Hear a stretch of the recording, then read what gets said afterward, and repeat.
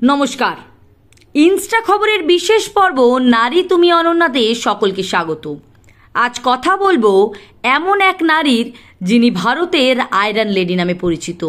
হ্যাঁ, ঠিকই ভাবছেন, আজ কথা বলবো ইন্দিরা গান্ধীকে নিয়ে, যিনি প্রায় 18 বছর ভারতের দায়িত্বভার পালন করেছিলেন।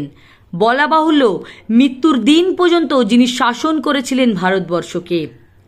ইন্দিরা গান্ধী 1917 সালের 19শে নভেম্বর উত্তরপ্রদেশের এলাহাবাদ, বর্তমানের প্রয়াগরাজে জন্মগ্রহণ করেছিলেন। তিনি ভারতের প্রথম প্রধানমন্ত্রী জওহরলাল নেহেরুর কন্যা এবং রাজীব গান্ধীর মাতা ছিলেন। তার পিতা জওহরলাল নেহেরু ছিলেন ব্রিটিশ ভারতের স্বাধীনতা আন্দোলনের একজন অগ্রগণ্য ব্যক্তি। ইন্দিরা গান্ধী ছিলেন ভারতের প্রথম মহিলা প্রধানমন্ত্রী এবং তার কঠোর নেতৃত্ব এবং সিদ্ধান্ত নেওয়ার জন্য তিনি পরিচিত ছিলেন আয়রন লেডি নামে। ইন্দিরা গান্ধী ছিলেন ভারতের তৃতীয় প্রধানমন্ত্রী এবং তার সময়কালে তিনি বিভিন্ন গুরুত্বপূর্ণ পদক্ষেপ গ্রহণ করেছিলেন, যা আজও ভারতবাসী ভুলে যায়নি।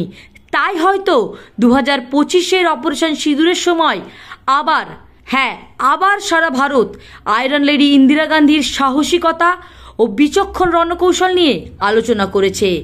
হয়তো যতবার ভারত যুদ্ধে জড়াবে ততবার ভারতবাসী তাদের সাহসী কন্যা ইন্দিরাকে মনে করবে। 1971 সালের যুদ্ধের কথা আমরা সকলেই জানি এবং এই যুদ্ধে কিভাবে পাকিস্তানের বিরুদ্ধে জয়ী হয়েছিল ভারত এবং এর পিছনে যে ইন্দিরা গান্ধী ছিলেন তা কারোরই অজানা নয়।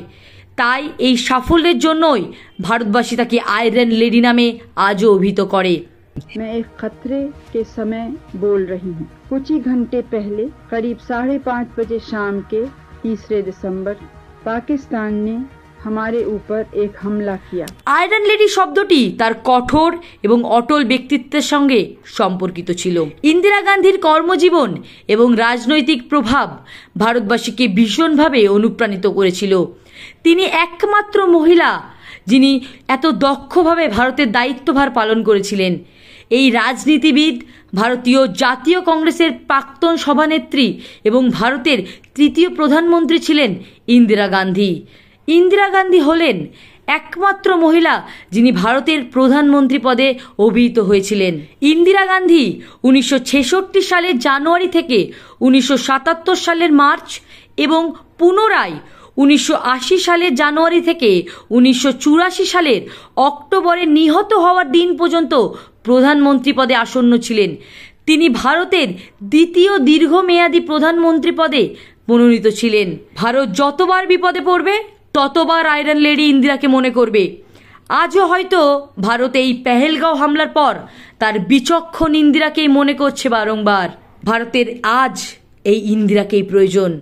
আপামর ভারতবাসীর গর্ব ইন্দিরা জীবিত না থাকলেও ভারতবাসীর মনে আজীবন জীবিত থাকবে আয়রন লেডি ইন্দিরা। আজ এখানেই শেষ করছি ইনস্টা খবরের এই বিশেষ পর্ব। তবে এমন আরও অনন্য এবং প্রতিভাবান নারীর কাহিনী দেখতে আজই সাবস্ক্রাইব করুন ইনস্টা খবর। ধন্যবাদ।